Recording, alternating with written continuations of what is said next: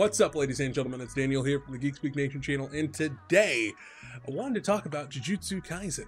And more specifically, I wanted to talk about the manga and something that's kind of been on my mind lately for the past few chapters. But before we get into the video, guys, make sure you hit that like button. If you're new here, subscribe to become a part of the Geek Speak Nation channel and set that bell icon to all so you always get notified of when a new video gets posted onto this channel. I would greatly appreciate it if you did that. It really helps me out. But with that being said, let's continue on with the video. Now, Jujutsu Kaisen has been really good. I was watching the anime, and normally I am an anime only kind of guy. I've been very casual when it comes to my consumption with anime. It's only in the past year that I've, started really going fully into it, exploring things I haven't seen before, checking out some classics, yada yada. And with Jujutsu Kaisen, I broke the seal. All right, I did the unthinkable. I started reading ahead in the manga. I've never done it before, and honestly, I'm not sure I could ever look back ever again. And especially considering that what Akutami-san has been writing has been astounding. It is so good. Everything in his work is very well written, and it moves at a very brisk pace, which is also kind of the double-edged sword that we find ourselves with. So like I said, for these past few issues, I've been having a little bit of an issue, and I wanted to know if everyone else had possibly felt the same way. And I feel like things are going a little too quickly in the manga.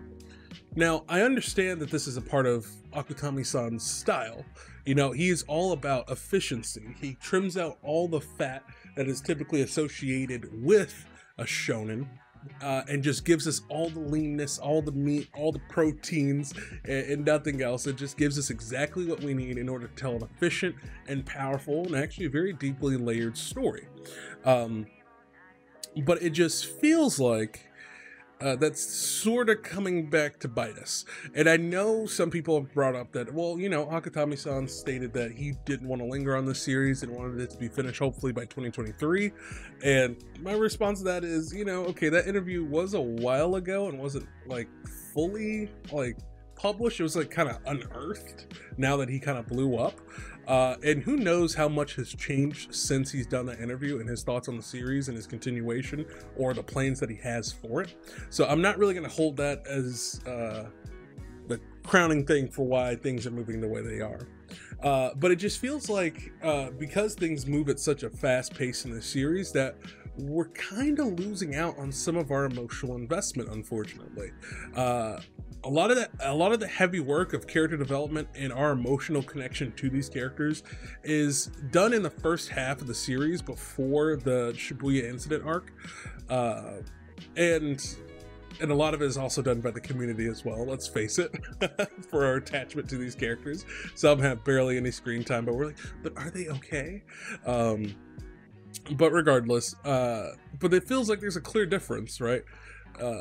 Normally what we have in Jujutsu Kaisen is just these long stretches of action that is going on, or plot development and all that sort of stuff. And a lot of the exposition and those details are delivered in tandem with the action through the use of our narrator, which we don't have in the anime.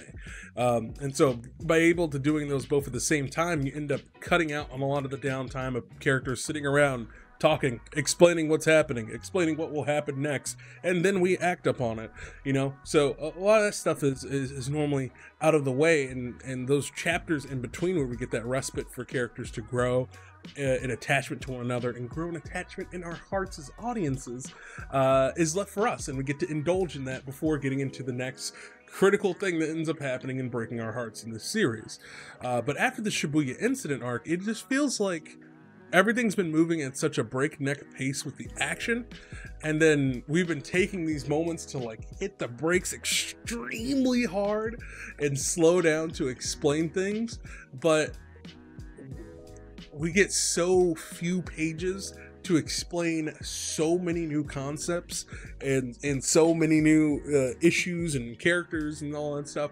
It just feels like overload, and also feels like it's not enough at the same time. And I feel like the big issue of that really started with where I was like, okay, I'm kind of fine with the mystery of not knowing what happened to, let's say, Nobara, a lot of other people who were injured from the Shibuya incident arc, and seeing how they recovered, how they evolved, how they got better. I get it. You gotta have that cliffhanger of what are these people people going to do with their lives, how they're going to pick themselves back up again after that, after the Shibuya incident arc. That's fine.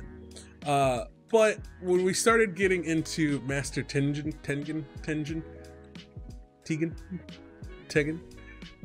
for some reason I thought about Chrissy Teigen when I said that, like Chrissy Teigen was in the white robe, and that made me laugh a lot. But when we started doing Master Tengen,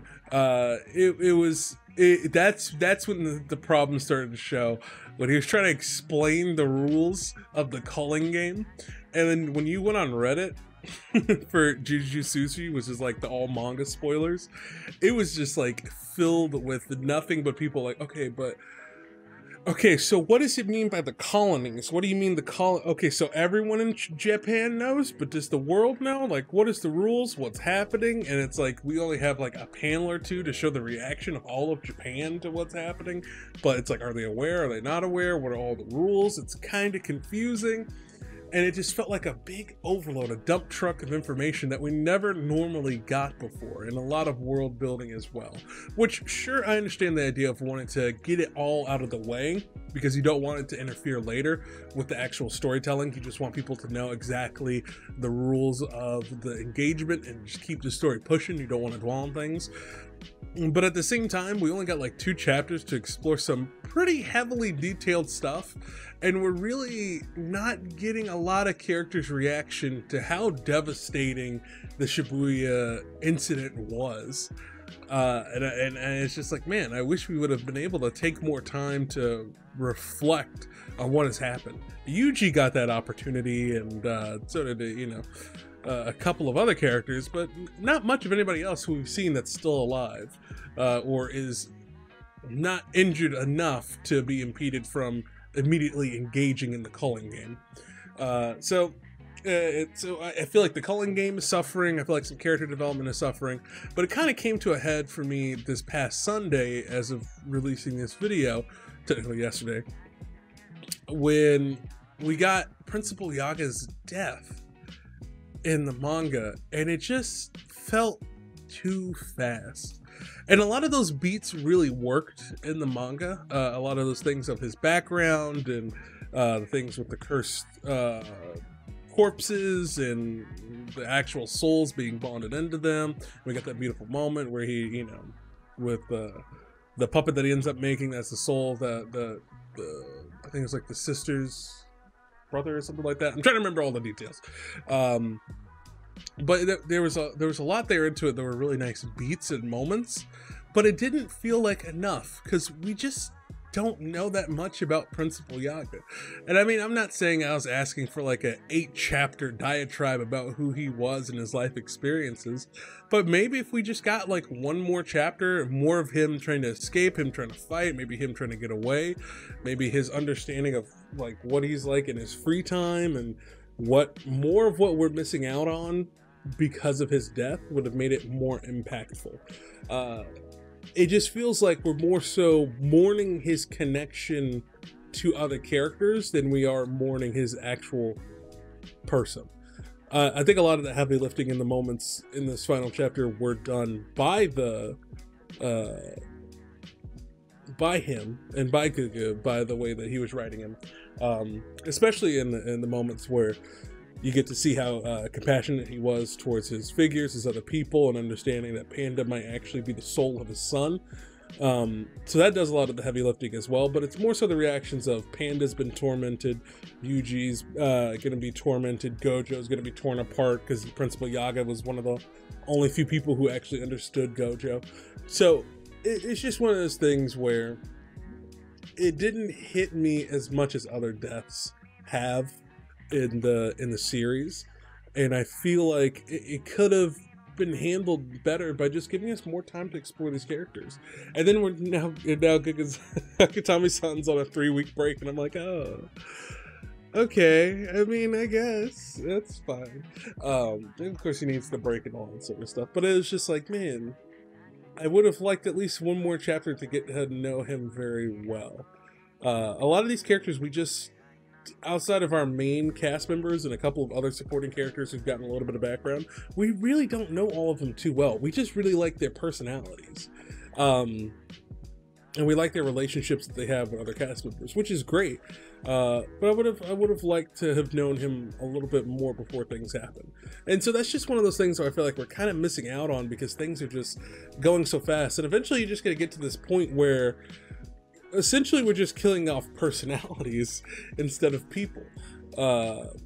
Because I know Akutami-san had his little author's comment this week talking about, oh, my pen slipped, and we're, you know, talking about killing off characters, but it just felt like, yeah, but after a certain point, if every issue is the red wedding, I mean, death starts to lose its value, because then we're just slaughtering people for the sake of slaughtering people that we're also not too attached to, besides being attached to their personalities. Now that could just be a personal subjective thing where you're like, oh, I cared about Principal Yaga, and everything about his experience spoke to me, and he was the best character in the entire manga, and da da da da. Every scene he was in stole the show, and he was the most well-developed character on the entire show. And you're stupid for not crying. When Panda cried, which was very sad. It made me tear up.